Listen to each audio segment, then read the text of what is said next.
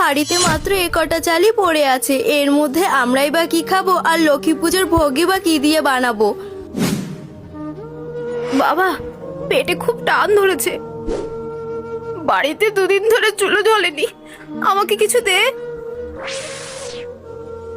কিন্তু আমরা না হয় আজকের দিনটা জলমুড়ি খেয়েই কাটিয়ে দেব, আর মা লক্ষ্মী চাইলে তার ভোগের জোগাড় সে ঠিক করিয়ে দেবে। ঠিক বলেছো। নাও মা।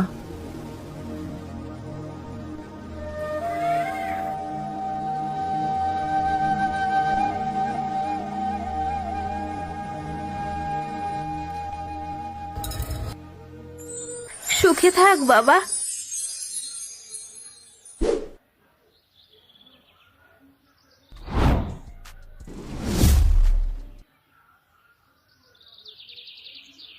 মা, বাড়িতে কেউ আছিস মা? এই দুপুরবেলা আবার কার মরণ উঠলো? এই ভিখারিগুলোর জন্য শান্তিতে একটু ঘুমাতেও পারবো না। আরে এই বুড়ি, তোর সাহস তো কম না, তুই আমাকে তুই তুই করে ডাকছিস? দুদিন ধরে কিছু খাওয়া হয়নি মা, আমাকে কিছু দাও। বিরক্তিকর, দাঁড়া এখানে। নে, এটাকে কুড়িয়ে নিয়ে এখন বিদায় হ।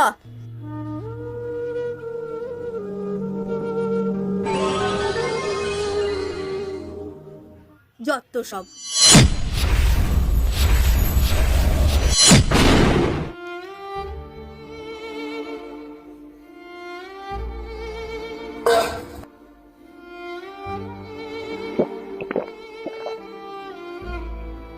যাও, তুমি হাঁড়িটা ঘরে রেখে আসো, আমি দেখি ভোগের কোনো ব্যবস্থা করতে পারি কিনা।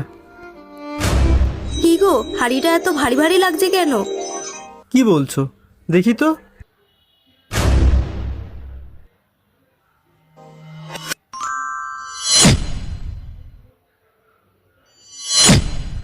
কি গো, ওই দেখো, মা এসেছে। এসো মা, এসো মা লক্ষ্মী।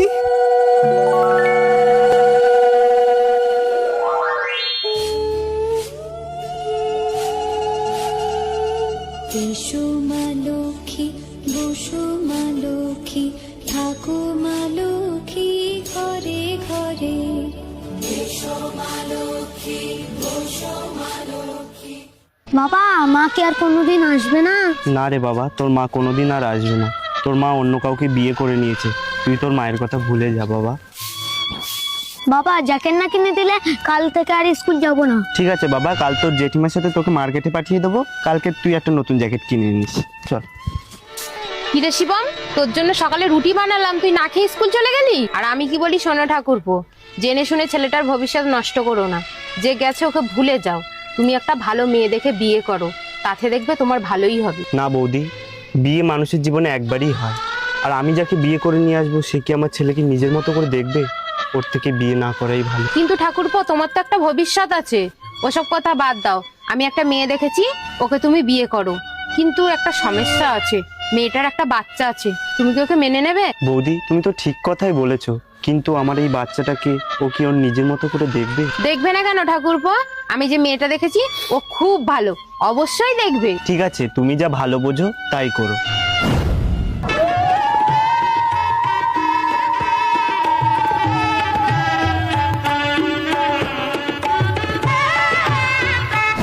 এনে বাবা, এই 10 টাকাটা রাখ, এটা স্কুলে নিয়ে গিয়ে টিফিন করবি। ঠিক আছে বাবা। বাহ, ভালোই শুরু করেছো। নিজের ছেলেটার প্রতি ভালোবাসার, আমার মেয়েটার প্রতি বুঝি কিছু না? এসব কি বলছো তুমি?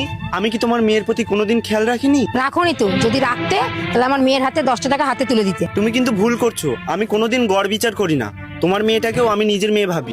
তুমি কত ভাবো আমি দেখতেই পাচ্ছি। এই শোনো, তোমার সঙ্গে আমার আর সংসার হবে না, আমি চলে যাচ্ছি মেয়েকে। এ কি ছোট, তুই সব কি কথা বলছিস? ও যেমন নিজের ছেলেটাকে যতটা ভালোবাসে, তোর মেয়েটাকে ততটাই ভালোবাসি। তুমি চুপ করো তো বর্দি, আমরা আমাদেরটা বুঝে নেবো খুনি। তুমি আমাদের ব্যাপারে নাক গলাতে আসবে না। বৌদি, এই চল। ডলি, আজ তুমি চলে গেছো, আমি আজও সুখী আছি। না না, সুখী নেই, কেন জানি না। তোমার কথা আমার আজও মনে পড়ে, আজও মনে পড়ে, আজও মনে। Sorry sorry sorry Dolly. Bijoy, তুমি আমায় ক্ষমা করে দাও বিজয়। তোমাকে আমি ছেড়ে গিয়ে অনেক বড় ভুল করেছি। ক্ষমা ক্ষমা তো তোমাকে আমি অনেক আগে করে দিয়েছি ডলি। আমি চাই তুমি সারা জীবন মুক্ত থাকো, সারা জীবন মুক্ত থাকো। বাবা অনেক সময় সম্পর্ক নষ্ট হয় স্বামী স্ত্রীর, কিন্তু কিছু কিছু সময় থেকে যায় ভালোবাসার স্মৃতি।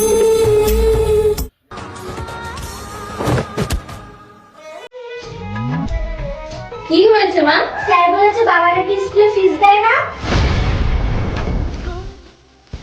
আমি আর স্কুলে যাব না। কিছু খেতে দিয়ে দাও। ঘরে তো চাল ডাল কিছু নেই। কিছু টাকা আমার কাছে আছে।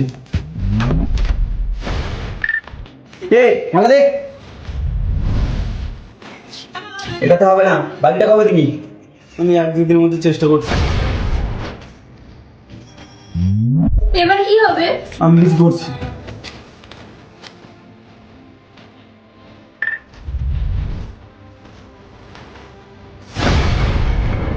এই নাও কিছু টাকা, এটা আমি কদিন চালিয়ে নি। যাচ্ছি, 1 মাস পরে আসবো।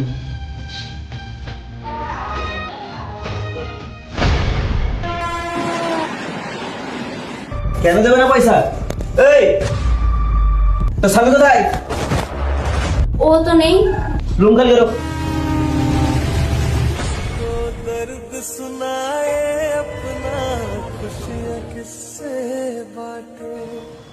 কাজ খুঁজছো কি?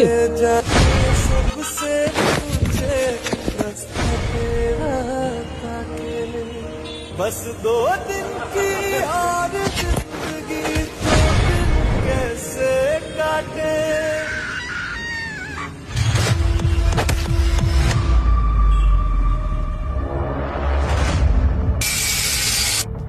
ভাই কিছু কাজ পাওয়া যাবে? হ্যাঁ পাওয়া যাবে।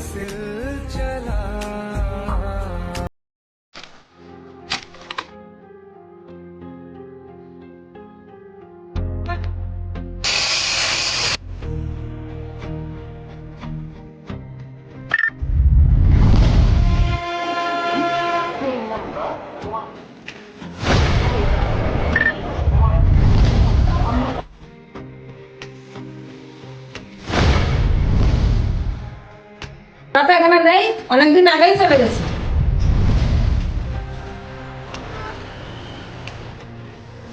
আরে ভাই নিজের উপর ধ্যান দেয়। কিছুদিন আগে ওর বাচ্চা রেপ হয়ে গেছে, তারপর থেকে ওর মা পাগল হয়ে গেছে।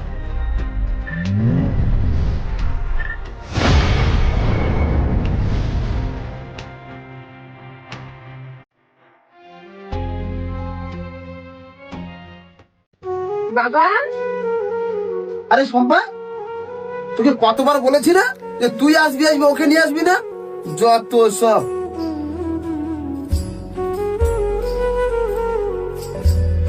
মা, আরে শম্পা তুই জানিস তো তোর বাবা পছন্দ করে না, হলে ওকে নিয়ে আসার কি দরকার ছিল? তুমি এইভাবে কথা বলছো কেন? তুমি হয়তো ভুলে যাচ্ছ এটা তোমার জামাই। ঠিক আছে তোরা বস, আমি আসছি।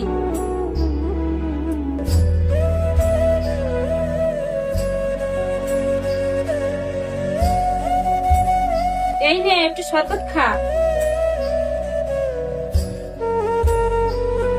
এই নাও শরবতটা খেয়ে নাও।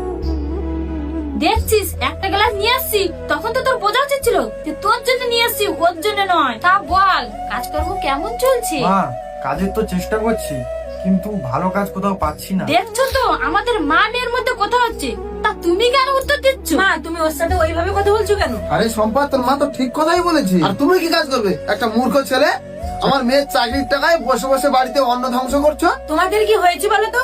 আসার পর থেকে তোমরা দুজনে ওর সাথে খারাপ ব্যবহার করছো। জানিস মা, স্বামীর টাকা না থাকলে সংসার টিকে রাখা যায় না। তাই বলি আমার কথা শোন, ওকে ডিভোর্স দিয়ে দে, ভালো ছেলে দেখে আবার তোকে বিয়ে দেবো। আজকে তোর মা আমার মনের কথাটাই বললো। তুই নিজের ভালোটা বুঝতে শেখ, এখনো সময় আছে। আমার প্রাণ থাকতে আমি ওকে কোনোদিন ছাড়তে পারবো না। ও তো কাজের চেষ্টা করছে, একদিন না একদিন ঠিক পেয়ে যাবে। ও আমাকে খুব ভালোবাসে।